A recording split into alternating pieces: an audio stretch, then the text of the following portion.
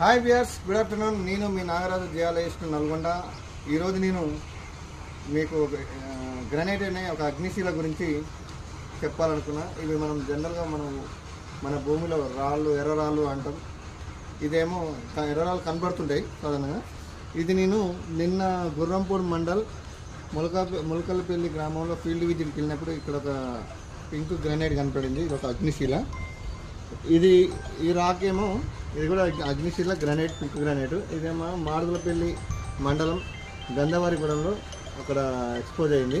So రెండు pink కలర్లో ఉన్నాయి. కానీ ఇందులో ఈ గ్రానైట్లో ఫెల్స్పార్, ప్లాజియోక్లస్ ఫెల్స్పార్, మైకా, క్వార్జ్ ఉంటుంది మినరల్స్. సేమ్ ఇల్లా కూడా అదే. కానీ ఇల్లా 70% ఏమైంది, మొత్తం ప్లాజియోక్లస్ ఫెల్స్పార్ ఉన్నాడు. మొత్తం మాంసాకృతిలో ఉంది కదా, మొత్తం పింక్ కలర్.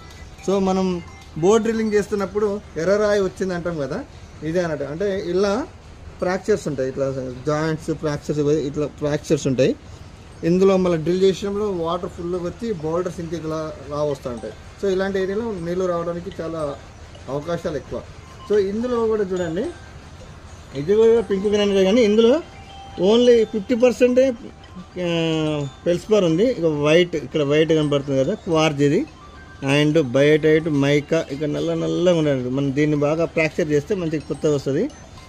ఇది ఫ్రాక్చర్. ఇట్లా మంచి పగులు వచ్చింది కదా, ఈ పగులు ఈ పొరలలోనే నీళ్లు ఉంటాయి అన్నట్టు. సో ఇలాంటి ఏరియా నీళ్ళు ఉంటాయి. సో మనం బోర్ డ్రిల్ చేస్తున్నప్పుడు మన రాడ్ డ్రిల్ బిట్ ఎగ్జాక్ట్గా ఈ ఎర్రదాని మీద పడితే ఫుల్ వాటర్ వస్తుంది. ఇదే నల్లదాని మీద పడేటప్పుడు వాటర్ సోర్స్ అనేది తక్కువ వస్తుంది అన్నట్టు. సో దీనికి డిఫరెంట్ అంటే. సో పింక్ గ్రానైట్ ఉన్న ఏరియాలో 99% నీళ్ళు రావడానికి అవకాశం ఉంది. Thank you.